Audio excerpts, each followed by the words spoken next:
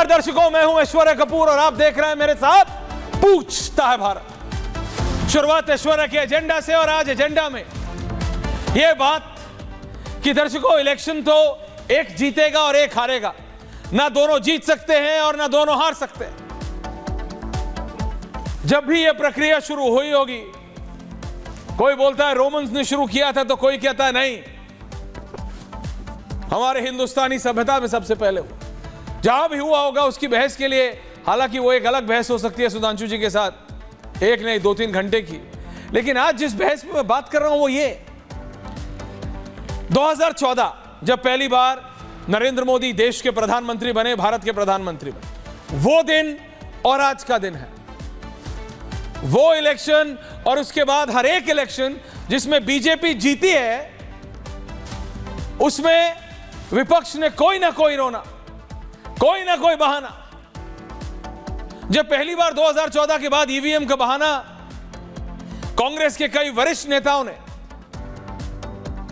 उनमें से तो एक को कांग्रेस ने राज्यसभा की सीट भी नहीं दी, समाजवादी पार्टी ने दी है। जब ये बातें करते थे पत्रकारों से कि नहीं EVM can be hacked, EVM, ये तो हमें लगता था ये खिसियानी बिल्ली खंबा नोचे टाइप सिचुएशन है, निकल जाएगी। थोड़ा जब ये इनका खिसियानापन समाप्त हो जाएगा तो इन्हें समझ आ जाएगा कि भाई जनता है, यही जनता है जिन्होंने आपको 70 साल प्लस राज कराया, अब यही जनता है जो आपको बोल रही है नो यू डिडंट डू। पहला बार सच में ऐसा लगा था 14 के बाद, जब बड़े बड़े कांग्रेस के नेताओं से बात की थी 14 के बाद। लेकिन उसके बाद हर इलेक्शन दर इलेक्शन, हर इलेक्शन, जब विपक्ष और कांग्रेस खासकर, और कांग्रेस का देखा देखी समाजवादी पार्टी ने उत्तर प्रदेश में बाबा जब जीते, उसके बाद से वही रोना शुरू कर दिया। जब कांग्रेस हारती है तो ईवीएम खराब होती है, जहां कांग्रेस हारती है वहां ईवीएम हैक्ड होता है, जहां कांग्रेस के नेता हारते हैं वहां ईवीएम की बैटरी 99% होती है, यह इनका दावा है। लेकिन दर्शकों, जहां कांग्रेस जीतती है वहां ईवीएम इज परफेक्ट, जहां कांग्रेस के कैंडिडेट जीतते हैं वहां ईवीएम 99% होने के बावजूद भी परफेक्ट रहती है। और क्या इसका कोई डेटा है कांग्रेस के नेता के पास? क्योंकि ये लेटेस्ट आया है मार्केट में 99% वाला। मेरे को तो हमेशा यही लगता था कि लोग अपने इलेक्ट्रॉनिक इक्विपमेंट्स की बैटरी फुल रखना चाहते हैं। ये पहली बार आया है कि कांग्रेस को 99% से दिक्कत है। लेकिन क्या कांग्रेस ने इसका कोई डेटा है कि जितने उनके विधायक इन इलेक्शंस में जीतते हैं, या जितने सांसद 24 के जनरल इलेक्शंस में जीते, उनमें से कितनों की बैटरीज 90+% थी? अगर ये डेटा सामने आ जाए तो how interesting it would be. पता लगे 50% इधर तो 50% उधर, 90% से ऊपर बैटरी वाले। बताइए, बेतुकी बातें हैं।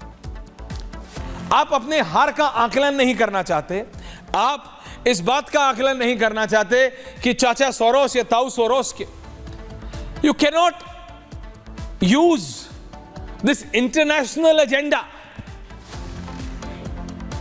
मोदी को हराने के लिए। आपको मोदी को हराना है तो जमीन पर उतर के हराना होगा।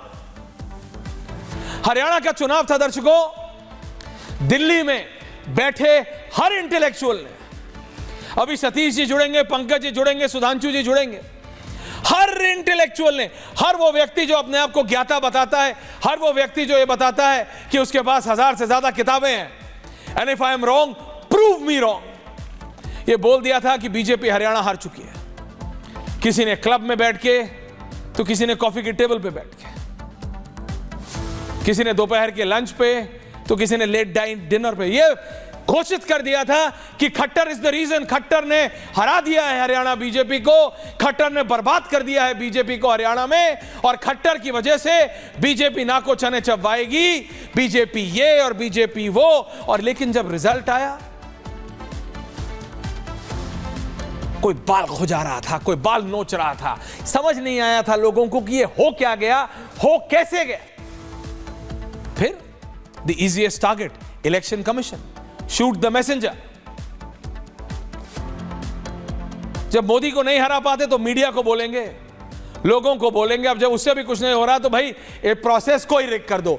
आप हैं जो संविधान की किताब ऊपर वाली जेब में लिए डाले चलते हैं, और हर चीज पे संविधान की किताब दिखाते हैं। उसी संविधान ने इलेक्शन कमीशन को वो राइट दी है जिस पे आप हर दिन पानी पी पी के आप गरियाते हैं, पानी पी पी के उंगली उठाते हैं। आप ये क्या, ये दोहरा चरित्र है?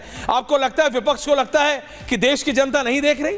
विपक्ष को लगता है कि आप एक तरफ संविधान की दुहाई देते रहेंगे, बोलते रहेंगे कि ये बीजेपी वाले संविधान की खिलाफत कर रहे हैं, ये बीजेपी वाले संविधान तोड़ना चाहते हैं, संविधान बदलना चाहते हैं, जबकि वो संविधान की किताब लिए हुए आपने कभी पढ़ी नहीं, आपने देखा नहीं कि इलेक्शन कमीशन को ये ताकतें कहां से दी हैं, किसने दी हैं, कब दी हैं, क्यों दी हैं? उसी लाल किताब से मिली है साहब। एक व्यक्ति नहीं था जिसने ये बोला हो कि हरियाणा में बीजेपी जीतेगी, लेकिन जनता ने कुछ और डिसाइड किया। आप माइक्रो एनालिसिस कीजिए, सतीश जी इतनी किताबें पढ़ते हैं, पंकज जी इतने वरिष्ठ पत्रकार हैं, आप हरियाणा का माइक्रो एनालिसिस कीजिए, देखिएगा उसमें किस तरह से एक एक सीट पे कितने कितने लोग बीजेपी ने खड़े किए, किस तरह से वोट काटे। और ये इलेक्टोरल पॉलिटिक्स है। देखिएगा कुलदीप बिश्नोई का किस तरह से किस एरिया में इस्तेमाल हुआ है, ये देखिएगा कि और ये सारी चीजें इलेक्शन कमीशन का मैनेजमेंट नहीं है, ये इलेक्शन मैनेजमेंट है। दुष्यंत चौटाला बीजेपी को छोड़ते हैं, सबको लगा क्या हो गया, उसका फायदा हुआ कि नुकसान हुआ बीजेपी को? Analyse that for a second. उंगली उठा देना प्रोसेस पे, मोदी पे उंगली उठाइए ना तो हराइए। भाई इसी जनता ने जिताया है, इसी जनता ने। आज महाराष्ट्र की बात हो रही है, कौन मुख्यमंत्री बनेगा, इतने दिनों से बहस चल रही है। हमने तो अगले दिन कह दिया था देवेंद्र फडणवीस बनेंगे, क्योंकि जानकारी थी।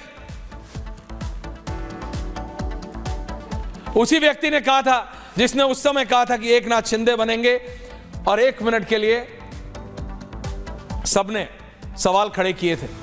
लेकिन दर्शकों, बात इतनी है, महाराष्ट्र में भी ईवीएम, कहीं ईवीएम पे निशाना, और जहां ईवीएम नहीं हो सकती वहां दंगे कराना, ये क्या सिस्टम है? यूपी में आप बाई इलेक्शन हारते हैं, दंगे हो जाते हैं, जहां सपा का विधायक है, जहां विपक्ष के सांसद है। महाराष्ट्र में आप हारते हैं, ईवीएम खराब है। झारखंड में आप जीतते हैं, ईवीएम ठीक है। प्रियंका गांधी वायनाड से जीतती है, ईवीएम ठीक है। आप देखिए, तो जो बात हरियाणा में खट्टर के लिए कही गई थी कि खट्टर जी ने बीजेपी को बर्बाद कर दिया, ये कर दिया, जनता ने बताया, बीजेपी ने माइक्रो एनालाइज किया, दुष्यंत चौटाला से दूरी बनाई, उनको भी समझाया, खुद भी समझे, इलेक्शन जीते। महाराष्ट्र में आप बोलते रहे कि अमित शाह ने ये क्या कर दिया, अजीत पवार को ले आए, कल तक बोल रहे थे, एकनाथ शिंदे को ले आए, शिवसेना तोड़ दी। भाई बीजेपी ने प्रूव कर दिया, ये तिकड़ी चलती है। एकनाथ शिंदे, देवेंद्र फडणवीस, अजीत पवार,